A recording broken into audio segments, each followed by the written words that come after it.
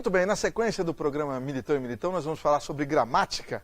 E aliás, como é bom quando você lê um texto escrito por alguém que sabe escrever, né? Um texto bem escrito.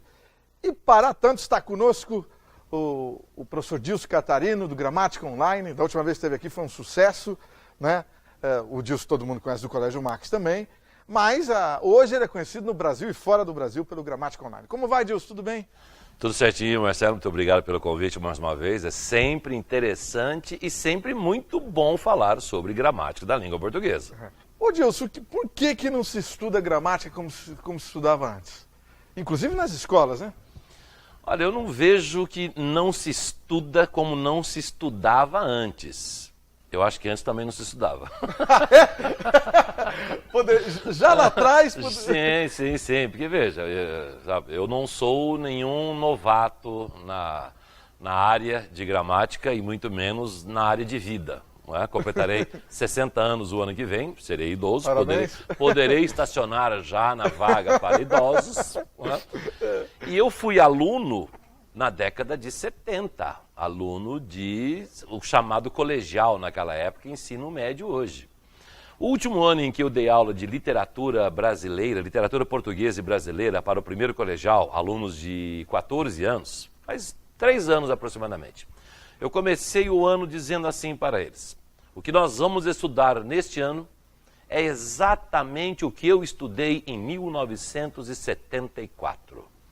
Ou seja, o estudo da literatura brasileira e da literatura portuguesa no Brasil continua exatamente o mesmo. E o estudo da gramática da língua portuguesa também é exatamente o mesmo. Logicamente, você não deve ter guardado o seu material didático quando você foi meu aluno. Não. Mas se você pegar um material didático daquela época, década de 80, 90, você foi aluno nosso lá, certo? Exatamente, 90? no Colégio Max. Isso. O que foi estudado naquela época de língua portuguesa é estudado hoje também. Por quê? Porque a língua portuguesa não se modificou. A acentuação, lógico, houve a reforma ortográfica, houve mudança sim. Mas, grosso modo, tudo continua mais ou menos a mesma coisa. E, aliás, ele falou grosso modo, não é a grosso modo. Não é a grosso modo, exatamente, é grosso modo. Então, existe uma mania até de se falar assim: hoje o aluno já não é mais como antigamente. Eu ouço essa frase desde que eu comecei a dar aula. E é ou não é? Não é, porque hoje o aluno não vive hoje. Tá? Eu costumo dizer nas minhas palestras o seguinte: você se lembra de quando você era adolescente? Você não via problema na sua vida, certo? Hoje você tem filhos adolescentes, aí você vê problema, certo? Por que você não via problema naquela época e você vê problema hoje? Porque naquela época você é que dava o problema. Você era o problema. Agora eu tenho que corrigir o problema. Exatamente, agora você é pai, você tem que corrigir o problema. Então é isso, o adolescente, ele quer viver a vida. E aí ele é obrigado a ir para a escola e estudar oração subordinada, substantiva, completiva, nominal. Nossa, estudar acentuação, estudar ortografia, estudar matemática. Ele fala: para, eu não quero isso. Por quê? Porque ele não sabe que aquilo vai ser importante para a vida dele. Aí é que começa o problema, então. Ou seja, estudar gramática é importante. Estudar gramática é importante, estudar matemática é importante, estudar ciências é importante. Porque alimenta o cabedal do aluno. O cabedal é a bagagem que ele tem. O bom aluno, ele não só tira notas boas, mas ele passa a ter uma cultura melhor. E aí é que vem. O cidadão que tem um bom conhecimento de ciências, por exemplo, ele se dá bem no Enem. Ele se dá bem num vestibular, ele se dá bem numa redação, porque ele tem mais o que falar. Agora, se ele não tem o que falar e ainda por cima não sabe escrever adequadamente, piora a situação. Então, a gramática é importante exatamente para que ele consiga comunicar-se mais efetivamente, para que a comunicação dele seja melhor a cada dia. Assim ele sabe escrever melhor, assim ele sabe conversar melhor com as pessoas. Então a gramática, aliás, eu nem gosto de falar muito de gramática. Porque fala: lá vem o gramatiqueiro. Ixi, o que eu fui já de gramatiqueiro, gramatiquice. Não, realmente, eles têm razão. Gramatiqueiro existe, né, a palavra, ou não? Não, é um neologismo. Mas quem é o gramatiqueiro? É o professor que fica falando só sobre gramática. Inclusive, eu criei um curso Um curso direcionado a formandos em jornalismo e em direito, para recém-formados em jornalismo e em direito, para pessoas interessadas em se comunicar mais adequadamente, que eu chamo de português sem nomenclatura. Opa! E popularmente, português sem frescura. Que é, você não precisa saber se o substantivo é concreto ou abstrato. Ah, não é preciso. Não, para quê? Você não precisa saber o que eu acabei de falar agora, oração subordinada, substantiva, completiva, nominal. Não Aliás, precisa. eu esqueci completamente. Você nem precisa. Né? Isso é necessário porque antigamente o vestibular cobrava muito isso. Sabe? Então o aluno tinha de saber. O importante é saber a gramática para escrever e falar melhor. Por exemplo, qual o plural de beija-flor? Sabe? Pô, quantos beija-flores você vê por aí? Aí, já respondeu. Já respondi. Aliás, é sem hífen também, né? Com hífen. Com hífen, beija-flor não caiu. Não, não caiu porque beija é um verbo, flor é um substantivo. Ah, a regra que se modificou em se tratando hífen é quando o primeiro elemento é uma palavra que não existe por si só.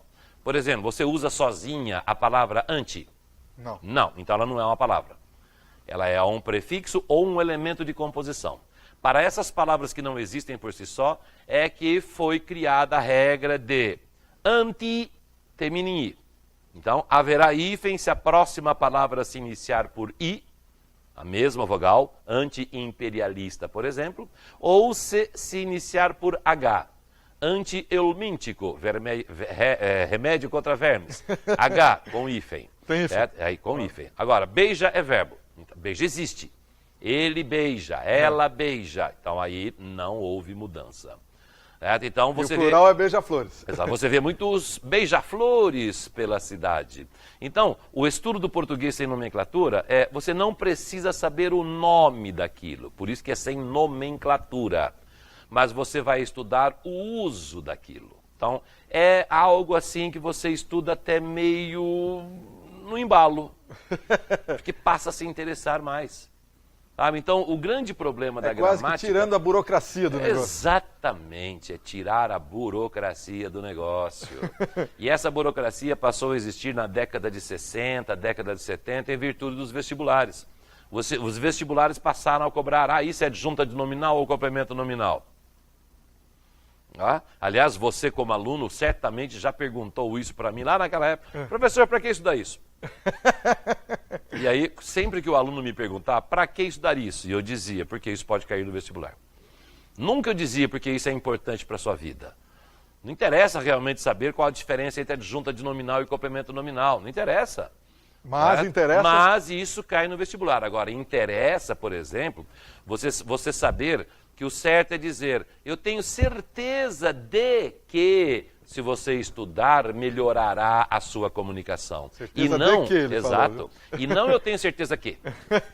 Então é mais importante você saber que a palavra certeza exige a preposição de, do que a palavra certeza é um substantivo abstrato, que aí à sua frente haverá um complemento nominal. Isso não interessa.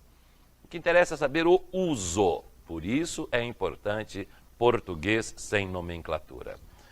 Espera um pouquinho, nós vamos para o intervalo. Na volta, o Dilson vai falar também porque que as empresas deveriam investir um pouco mais no estudo de gramática. Já voltamos. Ok, vamos continuar a conversa com o professor Dilson Catarino, do Gramática Online. Falamos da importância de estudar gramática, né?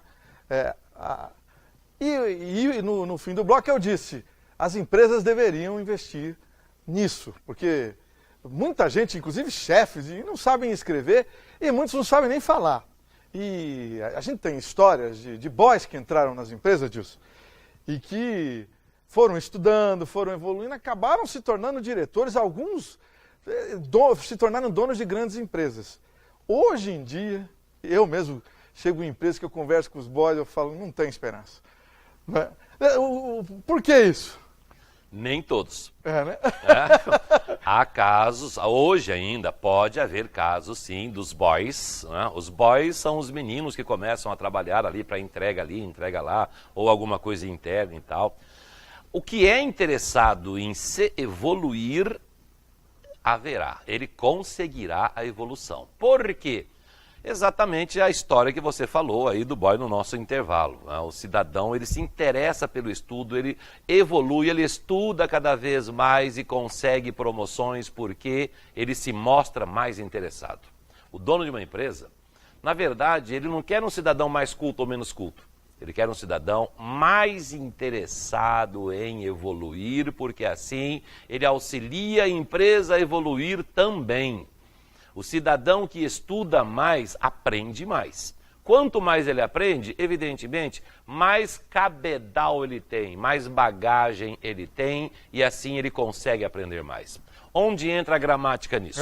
Agora vamos... Tá, porque como é que é feito, ou feita melhor, a aprendizagem? Pela leitura, Exatamente. certo? Muito bem, se ele não conhece a gramática, como é que ele vai ler?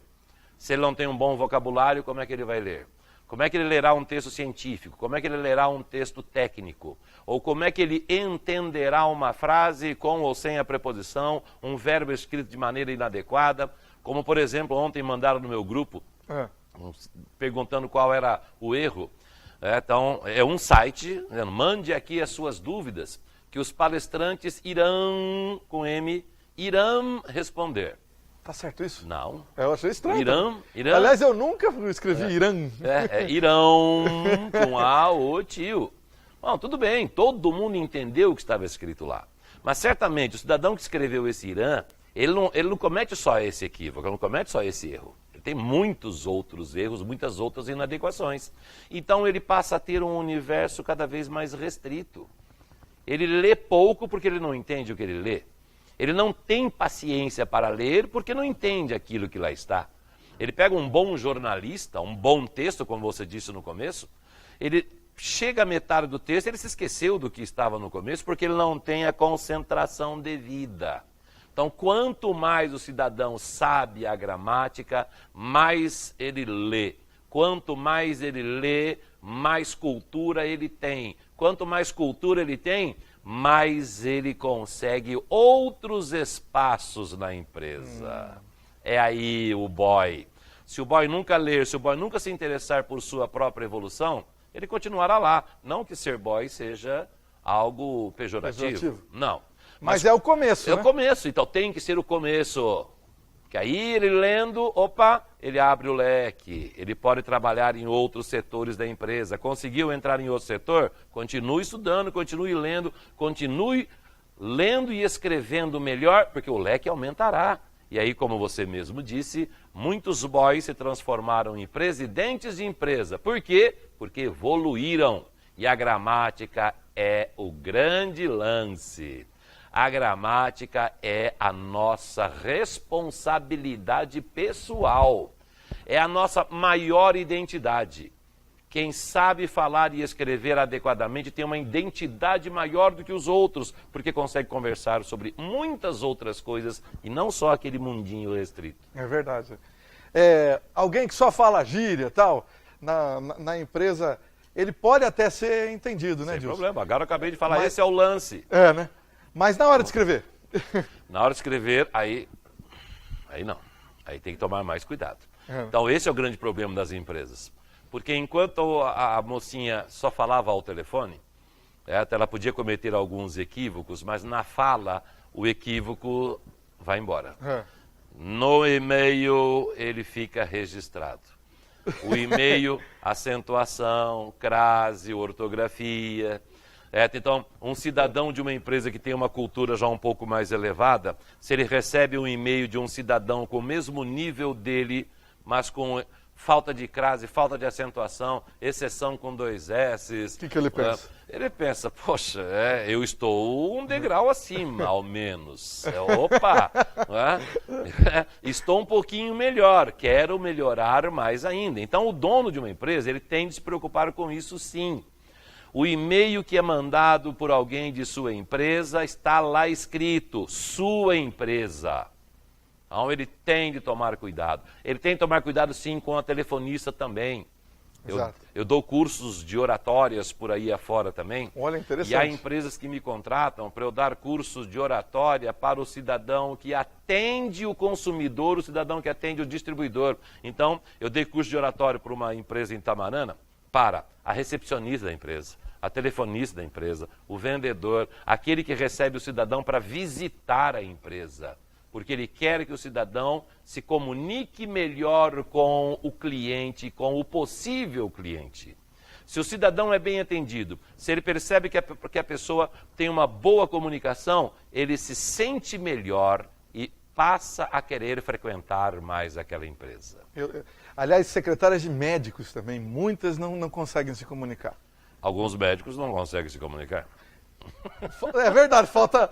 Hoje o computador ajudou um pouquinho. Ajuda bastante, né? Antes você não entendia nem a letra, mas nem... gramática não é o forte deles. Não estou falando nem da questão da letra, certo? Mas muitos realmente não conseguem se comunicar, sem críticas, evidentemente, cada um na sua área. Eu não sei nada de medicina.